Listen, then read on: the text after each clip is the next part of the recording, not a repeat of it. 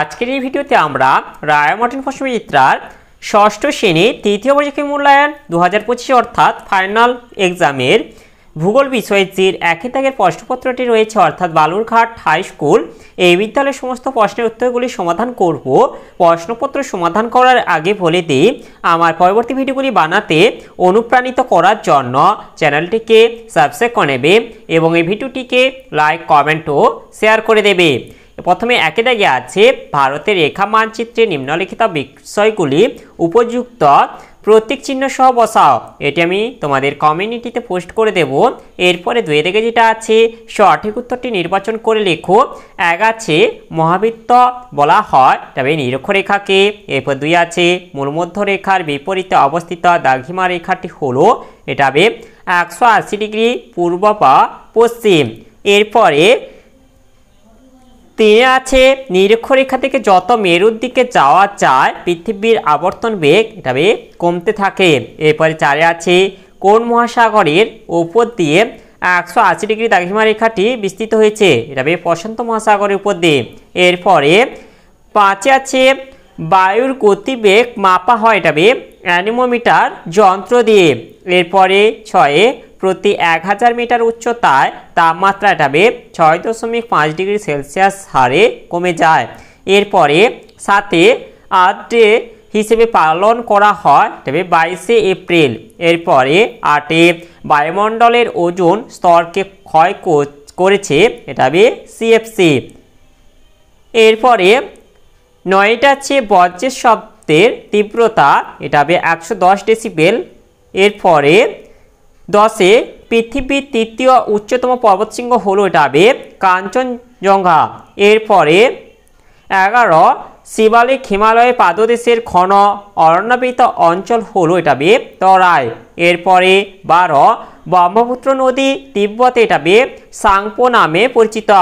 এরপরে 13 পশ্চিমী ঝঞ্ঝা দেখা যায় তবে শীতকালে। 14 নীলগিরি পাহাড়ি অঞ্চলে এটা টোডা জনগোষ্ঠী বাস করে। এরপরে 15 গম চাষের জন্য এটা পলিযুক্ত দোআঁশ মাটি প্রয়োজন। এরপরে 16 আছে তন্তু জাতীয় ফসলের উদাহরণ হলো এটা তুলো। এরপরে 17 মানচিত্র অঙ্কনবিদ্যাকে বলা হয় এটা কার্টোগ্রাফি। এরপরে 18 পৃথিবীর মানচিত্র দেখানো হয় এটা ছোট স্কেলে মানচিত্রে। এরপরে তিনের দাগের এতে আছে শূন্যস্থান পূরণ করো। একে আছে পৃথিবীর মেরু ব্যাস এটা 12,714 কিমি। এরপর দুয়ে আছে এটা 82 ডিগ্রি 30 মিনিট পূর্ব দ্রাঘিমা স্থানীয় সময়ে ভারতের প্রমাণ সময়। এরপরে বিতে আছে বাম দিকের সঙ্গে ডান দিক মিলিয়ে লেখো। বাম দিকে একে আছে মালাবার উপকূল এটা হবে কয়াল। এরপর দুই আছে ছোট সামুদ্রিক প্রাণী এটা হবে প্রবাল। এরপর তিনে আছে জাতীয় উদ্যান এটা হবে কাজিরাঙ্গা। এরপরে সিতে আছে নিচের বিবৃতিগুলি শুদ্ধ না অশুদ্ধ লেখো। একে আছে আগত সৌর বিকিরণের 35% মহাশূন্যে ফিরে যায় তাকে এটা অ্যালবেডো বলে, এটা শুদ্ধ হবে। এরপরে দুইয়ে যেটা আছে 2015 সালে জাপানের ফুকুশিমায় পারমাণবিক বিস্ফোরণ ঘটেছিল এটা অশুদ্ধ হবে। এরপর তিন আছে গ্রামাঞ্চলের তুলনায় শহরের মানুষের ওপর শব্দ দূষণের প্রভাব অনেক বেশি এটা শুদ্ধ হবে। এরপরে ডিতে আছে নিচের প্রশ্নগুলির এক কথায় উত্তর দাও। একে আছে মিলেট কি, এর উত্তরটি হলো উষ্ণ ও শুষ্ক অঞ্চলে নিকৃষ্ট শ্রেণীর ক্ষুদ্রাকার নিরেট দানা শস্যকে এক অর্থে ইংরেজিতে মিলেট এবং বাংলায় জনার বলে, যেমন জোয়ার বাজরা রাগি ইত্যাদি। এরপরে দুই আছে সাঁওতাল জনগোষ্ঠী ভারতের কোন রাজ্যে বসবাস করে। সাঁওতাল জনগোষ্ঠী ভারতের পশ্চিমবঙ্গ ঝাড়খণ্ড ওড়িশা রাজ্যে বসবাস করে। এরপরে তিনটা আছে কার্টোগ্রাফি কি, এর উত্তরটি হলো কার্টোগ্রাফি হলো মানচিত্র অঙ্কনবিদ্যা। এই শাস্ত্র দ্বারা বিভিন্ন পরিসংখ্যান থেকে প্রাপ্ত তথ্য বা ভূপৃষ্ঠের কোনো বিষয়কে চিত্ররূপে উপস্থাপিত করার কৌশল জানা যায়। এরপরে 4 আছে ভারতের জলবায়ু কি প্রকৃতির? এর উত্তরটি হবে ভারতের জলবায়ু ক্রান্তীয় মৌসুমী প্রকৃতির। এরপরে 4 দিকে আছে নিচের প্রশ্নগুলির সংক্ষিপ্ত উত্তর দাও যে কোনো 4টি। এক আছে কক্ষপথকে, এর উত্তরটি হলো যে পথে গ্রহগুলি নক্ষত্রকে কেন্দ্র করে এবং উপগ্রহগুলি গ্রহকে কেন্দ্র করে প্রদক্ষিণ করে সেই পথকে কক্ষপথ বলে। এরপরে আছে কারা প্রথম পৃথিবীর মানচিত্র তৈরি করেন? এর উত্তরটি হবে মিশরীয়রা প্রথম পৃথিবীর মানচিত্র তৈরি করেন। এরপর 2টা আছে অ্যালবেডো কি? এর উত্তরটি হলো পৃথিবীতে আগত সৌর বিকিরণকে 100% ধরলে তার মধ্যে 65% পৃথিবী ও বায়ুমণ্ডলকে উত্তপ্ত করতে সমর্থ হয় এবং অবশিষ্ট 35% মহাশূন্যে ফিরে যায়। একে অ্যালবেডো বলে। এরপরে 3টা আছে শব্দ দূষণ নিয়ন্ত্রণের 2টি উপায় লেখো। এর উত্তরটি হলো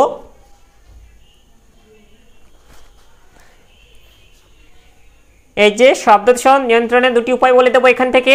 এক হচ্ছে শিক্ষা প্রতিষ্ঠান ও হাসপাতালে শব্দ নিয়ন্ত্রণ।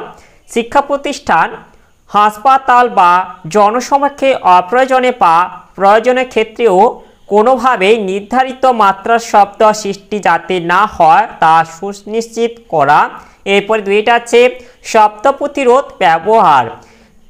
কারখানায় শব্দ প্রতিরোধক আচ্ছাদন ব্যবহার এবং শব্দ উৎপাদক যন্ত্র, জেনারেটর ইত্যাদির সামনে কর্তব্যরত ব্যক্তি ব্যক্তিগত প্রতিরোধক ব্যবস্থা গ্রহণ, যেমন কান ঢেকে রাখা, এইচপিডি, যেমন ইয়ারমাফ, ইয়ার প্লাগ এর ব্যবহার ইত্যাদি। এরপরে আছে সাইলেন্সার ব্যবহার। গাড়িতে উন্নত মানের সাইলেন্সার লাগানো আইনগতভাবে বাধ্যতামূলক করা। এগুলি থেকে তোমরা যে কোনো 2টি বলে দেবে। এরপরে আছে 4 বৃষ্টির ছায়া অঞ্চল কাকে বলে? এর উত্তরটি হলো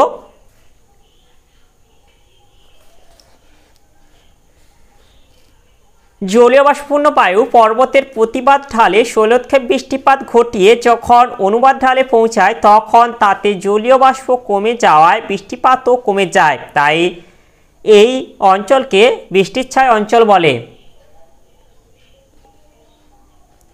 এই যে উদাহরণটা দিয়ে দেবে, যেমন হচ্ছে আরব সাগর থেকে আসা দক্ষিণ পশ্চিম মৌসুমী বায়ু পশ্চিমঘাট পর্বতের পশ্চিম ঢালে বাধা পেয়ে প্রচুর বৃষ্টিপাত ঘটায়, কিন্তু যখন পূর্ব ঢালে আসে তখন জলীয় বাষ্পের অভাবে এখানে বৃষ্টিপাত কম হয় বলে এখানে বৃষ্টির ছায়া অঞ্চল সৃষ্টি হয়েছে। মেঘালয়, শিলং ও বৃষ্টির ছায়া অঞ্চল। এরপরে 5 আছে ভারতকে ধর্মনিরপেক্ষ দেশ কেন বলা হয়? এর উত্তরটি হলো ভারতে হিন্দু, বৌদ্ধ, ইসলাম, খ্রিস্টান, জৈন, শিখ, পার্সি প্রভৃতি বিভিন্ন ধর্মের মানুষ বসবাস করে এবং স্বাধীনভাবে নিজ নিজ ধর্মীয় আচরণ পালন করতে পারে, তাই ভারতকে ধর্মনিরপেক্ষ দেশ বলা হয়।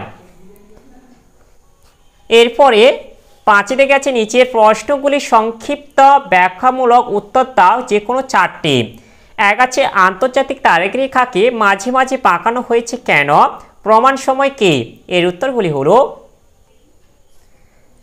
এই যে এখান থেকে আমরা বলে দেব আন্তর্জাতিক তারিখ রেখা সর্বত্র 180 ডিগ্রি দ্রাঘিমা রেখাকে অনুসরণ করেনি, মাঝে মাঝে এই রেখাটিকে বাঁকিয়ে দেওয়া হয়েছে। যেমন এক উত্তর সাগরে ক্রোপ ও ভাঙ্গেলিয়া দ্বীপের কাছে 11 ডিগ্রি পূর্বে বাঁকিয়ে বেরিং সাগরের উপর দিয়ে টানা হয়েছে।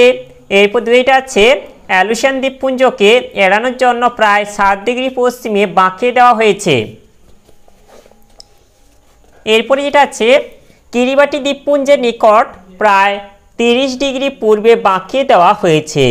এরপরে যেটা আছে 4 ফিজি, টোঙ্গা, চ্যাথাম প্রভৃতি দ্বীপপুঞ্জের নিকট 11 ডিগ্রি পূর্বে বাঁকিয়ে দেওয়া হয়েছে, কারণ এই সকল দ্বীপ ও দ্বীপপুঞ্জের অধিবাসীদের মধ্যে তারিখ বা বার নিয়ে যাতে কোনো বিভ্রান্তি দেখা না যায় তার জন্য আন্তর্জাতিক তারিখ রেখাকে এমনভাবে বাঁকানো হয়েছে। এরপরে যেটা আছে প্রমাণ সময় কি? এর উত্তরটি হলো কোনো একটি দেশের প্রশাসনিক কাজকর্ম পরিচালনার জন্য দেশের মধ্যভাগ দিয়ে প্রসারিত নির্দিষ্ট দ্রাঘিমারেখা স্থানীয় সময়কে ওই দেশের প্রমাণ সময় বলে। উদাহরণ, ভারতের 82°30' পূর্ব দ্রাঘিমারেখায় স্থানীয় সময় হলো ভারতের প্রমাণ সময়। এরপরে দুইটা আছে, পৃথিবীর বিভিন্ন অক্ষরেখাগুলির পরিচয় দাও। এর উত্তরটি আমরা এখান থেকে বলে দেব, পৃথিবীতে যতগুলি অক্ষরেখা কল্পনা করা হয়েছে তাদের মধ্যে গুরুত্বপূর্ণ কয়েকটি অক্ষরেখাকে পৃথকভাবে নামকরণ করা হয়েছে।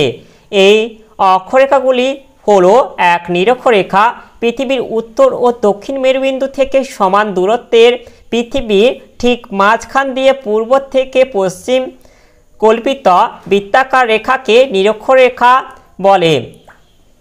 এর অক্ষাংশ 0°। এরপর দুইটা আছে কর্কটক্রান্তি রেখা, নিরক্ষরেখার উত্তরে 23.5° কৌণিক দূরত্বে অবস্থিত যে কাল্পনিক বৃত্তাকার রেখা পৃথিবীকে পূর্ব থেকে পশ্চিমে বেষ্টন করে রয়েছে তাকে কর্কটক্রান্তি রেখা বলে।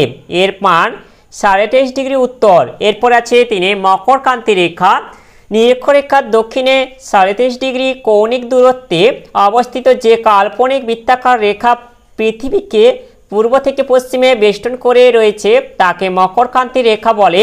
এর মান 23.5° দক্ষিণ। এরপরে 4 আছে সুমেরু বৃত্ত, নিরক্ষরেখার উত্তরে 66° কৌণিক দূরত্বে অবস্থিত যে কাল্পনিক বৃত্তাকার রেখা পৃথিবীকে পূর্ব থেকে পশ্চিমে বেষ্টন করে রয়েছে তাকে সুমেরু বৃত্ত বলে। এর অক্ষাংশ 66.5° উত্তর। এরপরে আছে 5, কুমেরু বৃত্ত, নিরক্ষরেখার দক্ষিণে 66.5° কৌণিক দূরত্বে অবস্থিত যে কাল্পনিক বৃত্তাকার রেখা পৃথিবীকে পূর্ব থেকে পশ্চিমে বেষ্টন করে রয়েছে তাকে কুমেরু বৃত্ত বলে।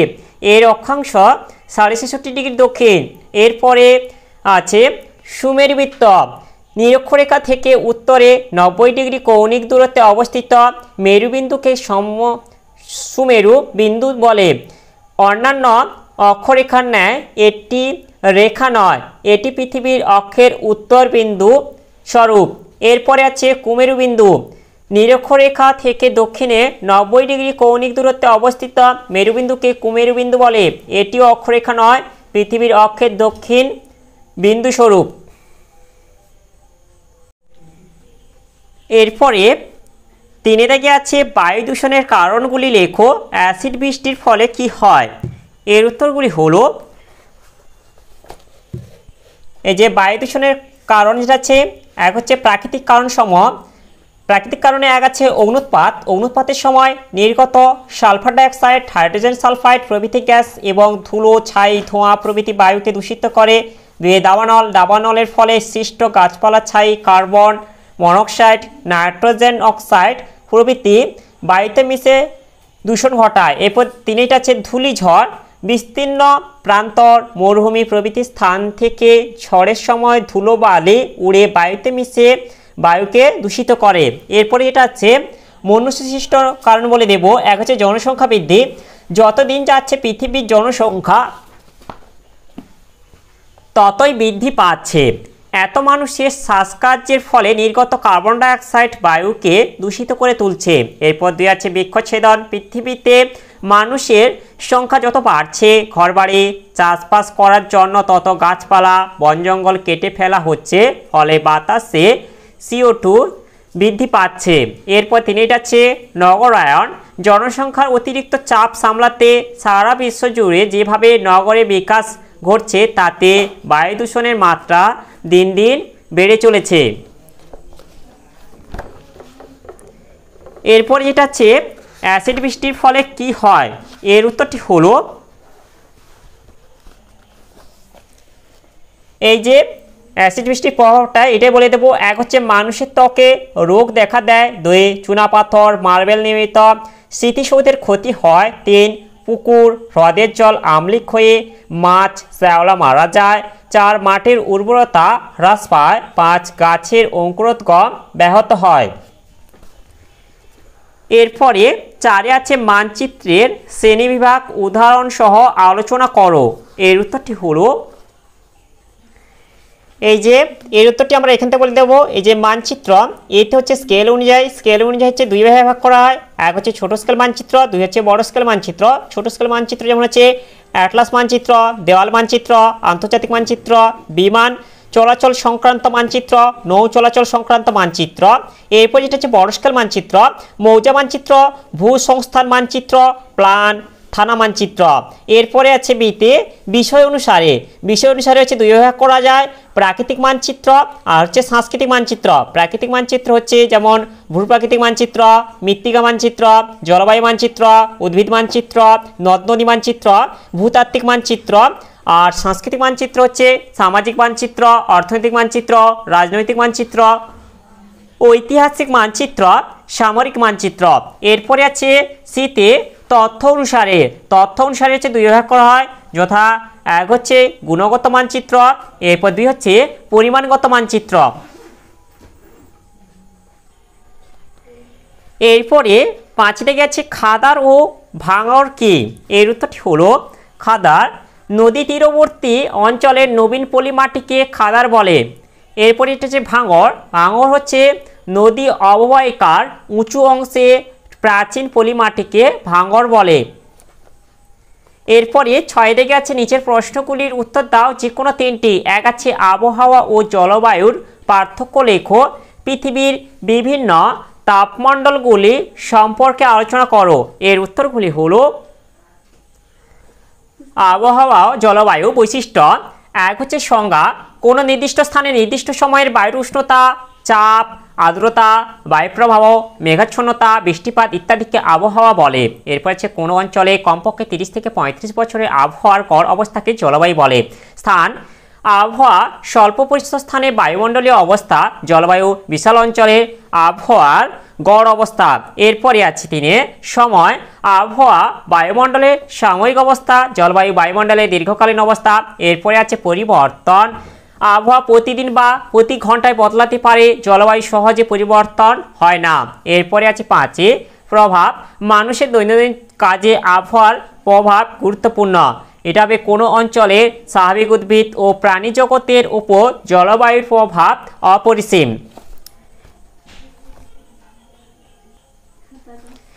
এরপর এটা আছে পৃথিবীতে যাবতীয় তাপের প্রধান উৎস হলো সূর্য। বিভিন্ন অক্ষাংশে সূর্যরশ্মির তাপের তারতম্য ঘটে ফলে পৃথিবীতে নিম্নলিখিত তিনটি স্থায়ী তাপবলয় গড়ে উঠেছে।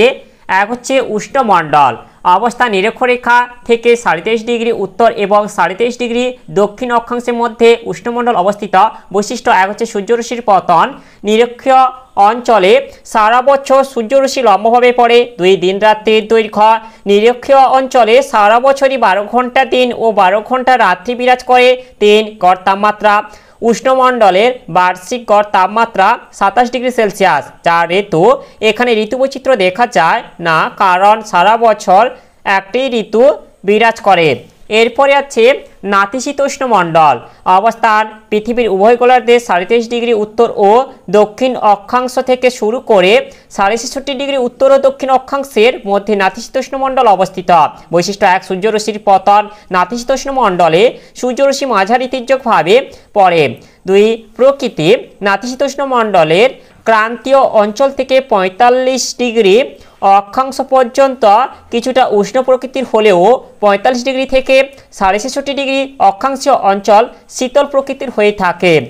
এরপর হচ্ছে গড় তাপমাত্রা, নাতিশীতোষ্ণ মণ্ডলে গড় তাপমাত্রা থাকে 27 ডিগ্রি থেকে 0 ডিগ্রি সেন্টিগ্রেডের মধ্যে। এরপর আছে শ্রেণীবিভাগ, নাতিশীতোষ্ণ মণ্ডল দুই প্রকার, উষ্ণ নাতিশীতোষ্ণ মণ্ডল, শীতল নাতিশীতোষ্ণ মণ্ডল। এরপর আছে হিমমণ্ডল, অবস্থান পৃথিবীর উভয় গোলার্ধে 66.5 ডিগ্রি উত্তর ও দক্ষিণ অক্ষাংশ থেকে 90 ডিগ্রি উত্তর ও দক্ষিণ অক্ষাংশের মধ্যে হিমমণ্ডল অবস্থিত। বৈশিষ্ট্য, এক, সূর্যরশ্মির পতন হিমমণ্ডলে সারা বছর সূর্য অতিতির্যকভাবে কিরণ দেয়। দুই, দিন রাত্রির দৈর্ঘ্য, এখানের কোনো স্থানে সারা বছর 6 মাস দিন ও 6 মাস রাত্রি থাকে।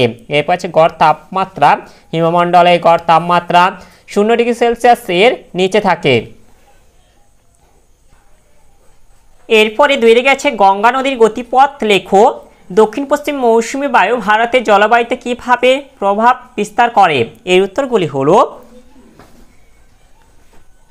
ভারতের প্রধান ও দীর্ঘতম নদী হলো গঙ্গা। এর দৈর্ঘ্য 2500 কিমি। উৎস গঙ্গোত্রী হিমবাহের গোমুখ তুষার গুহা থেকে উৎপন্ন হয়েছে। গতিপথ গঙ্গা নদীর গতিপথ 3 ভাগে বিভক্ত, যথা এক উচ্চগতি, উৎস থেকে হরিদ্বার পর্যন্ত গঙ্গার উচ্চগতি, উৎসের কাছে ভাগীরথী নামে প্রবাহিত হয়ে প্রথমে মন্দাকিনী ও পরে অলকানন্দার সঙ্গে মিলিত হয়েছে এবং গঙ্গা নাম নিয়ে দক্ষিণ পূর্বে প্রবাহিত হয়েছে। মধ্যগতি হরিদ্বার থেকে মুর্শিদাবাদের ধুলিয়ানা পর্যন্ত গঙ্গার মধ্যগতি। এই অংশের প্রবাহ পথ পূর্ব দিকে। এখানে যমুনা, সোন, গোমতী, গণ্ডক, কোসি প্রভৃতি উপনদী মিলিত হয়েছে। নিম্নগতি ধুলিয়ানা থেকে মোহনা পর্যন্ত গঙ্গার নিম্নগতি। ধুলিয়ানার কাছে গঙ্গা দুটি শাখায় ভাগ হয়েছে। একটি শাখা পদ্মা নামে বাংলাদেশের মধ্য দিয়ে দক্ষিণ পূর্বে প্রবাহিত হয় এবং অপর শাখাটি ভাগীরথী হুগলি নামে পশ্চিমবঙ্গের মধ্য দিয়ে দক্ষিণে প্রবাহিত হয়ে বঙ্গোপসাগরে মিশেছে। গঙ্গার তীরবর্তী শহর হরিদ্বার, দেরাদুন, এলাহাবাদ, কানপুর, বারাণসী, পাটনা, কলকাতা প্রভৃতি।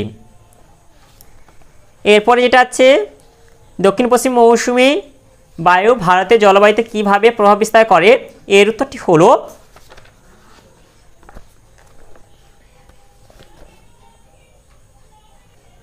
এই যে এর উত্তরটি আমরা এখান থেকে বলে দেব। এই যে বর্ষাকালটা এই পয়েন্টটা বলে দিলে হবে। এপ্রিল থেকে মে মাসে ভারতে প্রচণ্ড উষ্ণতার কারণে নিম্নচাপ সৃষ্টি হয় এবং বঙ্গোপসাগর ও আরব সাগরে উচ্চচাপ বিরাজ করে। ফলে জুন মাসের প্রায় তৃতীয় সপ্তাহ থেকে জলীয় বাষ্পপূর্ণ বায়ু জলভাগের উচ্চচাপ থেকে স্থলভাগের নিম্নচাপের দিকে ছুটে আসে। একে দক্ষিণ পশ্চিম মৌসুমী বায়ু বলে। বঙ্গোপসাগরের উপর দিয়ে আসা এই বায়ু মেঘালয়ের গারো, খাসি, জয়ন্তিয়া পাহাড়ে বাধা পেয়ে প্রচুর বৃষ্টিপাত ঘটায়। পশ্চিমবঙ্গেও প্রচুর বৃষ্টি হয় এই বায়ু প্রভাবে। আরব সাগর থেকে আসা বায়ু পশ্চিমঘাট পর্বতে বাধা পেয়ে এর পশ্চিম ঢালে প্রচুর বৃষ্টিপাত ঘটায়। ফলে ভারতে বর্ষাকাল বিরাজ করে। এতটাই বলে দেবে। এরপরে 3 দাগে যেটা আছে ভারতের যে কোনো 3 প্রকার মাটির সম্পর্কে আলোচনা করো, অরণ্য সংরক্ষণের উপায়গুলি লেখো। এর উত্তরগুলি হলো এক হচ্ছে পলি মাটি, অবস্থান উত্তরপ্রদেশ, বিহার, পশ্চিমবঙ্গ, পাঞ্জাব, হরিয়ানা এবং গঙ্গার শতদ্রু ও অসমে ব্রহ্মপুত্র নদী অববাহিকায় পলি মাটি দেখা যায়। বৈশিষ্ট্য 1 নদীবাহিত পলি বালি কাদা সঞ্চিত হয়ে পলি মাটি সৃষ্টি হয়। 2 পলি মাটি খুব উর্বর। 3 ভারতে নবীন পলি মাটি খাদার ও প্রাচীন পলি মাটি ভাঙর নামে পরিচিত। 4 খাদার মাটি উর্বর এবং ভাঙর মাটি অপেক্ষাকৃত অনুর্বর। কৃষিকাজে প্রভাব ধান, গম, পাট, আখ, ডাল, বিভিন্ন তৈলবীজ, মিলেট প্রভৃতি এই উর্বর মাটিতে খুব ভালো হয়। এরপর আছে কালো মাটি, অবস্থান গুজরাট, মহারাষ্ট্র ও মধ্যপ্রদেশের বেশিরভাগ অংশ এবং কর্ণাটক ও অন্ধ্রপ্রদেশের কিছু অংশে এই মাটি দেখা যায়। বৈশিষ্ট্য 1 লাভা থেকে সৃষ্ট ব্যাসল্ট শিলা ক্ষয় হয়ে এই মাটি উৎপন্ন হয়েছে। 2 এই মাটির রং কালো, তাই স্থানীয় নাম রেগুর মৃত্তিকা, অনেকে কৃষ্ণ মৃত্তিকাও বলে থাকে। 3 এই মাটির জলধারণ ক্ষমতা খুব বেশি। 4 এই মাটিও খুব উর্বর। এরপর যেটা হচ্ছে কৃষিকাজে প্রভাব কার্পাস তুলো চাষ এই মাটিতে সবচেয়ে ভালো হয়, তাই একে কালো তুলো মাটি বলা হয়। এছাড়া আখ, চীনাবাদাম, তামাক, তৈলবীজ, জোয়ার প্রভৃতি ফসল চাষ হয়। এরপরে যেটা আছে লাল মাটি বলে দেবে। অবস্থান কেরালা, তামিলনাড়ু, কর্ণাটক, অন্ধ্রপ্রদেশ, ওড়িশা, ছত্তিশগড়, ঝাড়খণ্ড, পশ্চিমবঙ্গের পশ্চিমাংশ, মণিপুর, মিজোরাম, ত্রিপুরা, নাগাল্যান্ড, অরুণাচল প্রদেশ প্রভৃতি রাজ্যে লাল মাটি দেখা যায়। বৈশিষ্ট্য 1 রূপান্তরিত শিলা বহু বছর ধরে চূর্ণ বিচূর্ণ হয়ে এই মাটি তৈরি হয়। এই মাটি খুব অনুর্বর, লোহা পরিমাণ বেশি থাকায় এই মাটির রং লাল। এই মাটির জল ধারণ ক্ষমতা কম।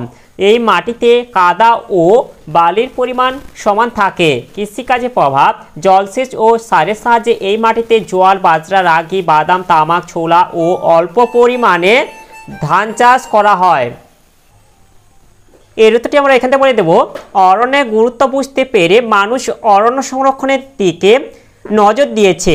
এর জন্য যে যে ব্যবস্থা নেওয়া হয়েছে তা হলো: 1. বনসৃজন, নদী, রেললাইন, রাস্তা, খেলার মাঠ, বিদ্যালয়, পুকুর, ধর্মীয় স্থান সংলগ্ন এলাকায় বনসৃজন করা হচ্ছে, যা সামাজিক বনসৃজন নামে পরিচিত। এরপর আছে 2. পশুচারণ নিয়ন্ত্রণ, বনভূমির নতুন চারা গাছ বাঁচানোর জন্য পশুচারণ নিয়ন্ত্রণ করা হচ্ছে। 3. আইন প্রণয়ন, গাছ কাটা বন্ধ করার জন্য সরকার নতুন আইন প্রণয়ন করেছে। 4. বনরক্ষক নিয়োগ, চোরাচালানকারীদের হাত থেকে বনের সম্পদ রক্ষা ও তাদের দেখাশোনার জন্য বনরক্ষক নিয়োগ করা হচ্ছে। এরপর হচ্ছে সচেতন বৃদ্ধি, একটি গাছ একটি প্রাণ, এই গুরুত্ব মানুষের মধ্যে তুলে ধরে সচেতনতা বৃদ্ধি করা হচ্ছে। এই উদ্দেশ্যে বিদ্যালয়ে জাতীয় সবুজ বাহিনী গড়ে তোলা হয়েছে। এরপরে 4 দাগে আছে চা চাষের অনুকূল প্রাকৃতিক পরিবেশ নিয়ে আলোচনা করো। ঝুম চাষ কি? এর উত্তরগুলি হলো, এই যে চা চাষের অনুকূল পরিবেশগুলো আমরা এখান থেকে বলে দেবো। 1 হচ্ছে উষ্ণতা, চা চাষের জন্য 20 ডিগ্রি থেকে 30 ডিগ্রি সেলসিয়াস উষ্ণতা আদর্শ। এরপর আছে বৃষ্টিপাত, চা চাষের জন্য 150 থেকে 200 সেমি বৃষ্টিপাতের প্রয়োজন হয়। এরপর 3 আছে মাটি, লৌহ মিশ্রিত উর্বর দোআঁশ মাটি অথবা হিউমাস সমৃদ্ধ পর্জল মাটি চা চাষের পক্ষে আদর্শ। এরপর আছে জমি, পর্বতের ঢালু জমি যেখানে জল দাঁড়াতে পারে না তা চা চাষের পক্ষে উপযুক্ত। এরপরে 5 আছে অন্যান্য, প্রখর সূর্যতাপ চায়ের ক্ষতি করে, তাই চা বাগিচার মাঝে মাঝে ছায়া প্রদানকারী গাছ লাগানো প্রয়োজন হয়। এরপরে যেটা হচ্ছে ঝুম চাষ, এর উত্তরটি হলো, ভারতের উত্তর পূর্বাঞ্চলের গারো, খাসি, নাগা প্রভৃতি আদিবাসী মানুষ বন কেটে ও পুড়িয়ে চাষের জমি তৈরি করে সেখানে বৃষ্টির জলের সাহায্যে আলু, ভুট্টা, সবজি প্রভৃতি চাষ করে 2-3 বছর চাষ করার পর সেই জমি ত্যাগ করে একইভাবে অন্য স্থানে জমি তৈরি করে চাষ করে। এই কৃষিকাজ স্থানান্তর কৃষি বা ঝুম চাষ নামে পরিচিত। ওড়িশায় একে পডু, কেরালায় পোনম বলে। তাহলে আজকের ভিডিওতে যে একেটাই প্রশ্নপত্রটি ছিল তা সমাধান করলাম। আর ভিডিওটি শেষ করার আগে বলে দিই, তোমরা যারা এখনও পর্যন্ত আমার চ্যানেলটিকে সাবস্ক্রাইব করোনি অবশ্যই চ্যানেলটিকে সাবস্ক্রাইব করে বেল আইকনটি অল করে দাও পরবর্তী ভিডিওগুলি নোটিফিকেশান তাড়াতাড়ি পাওয়ার জন্য।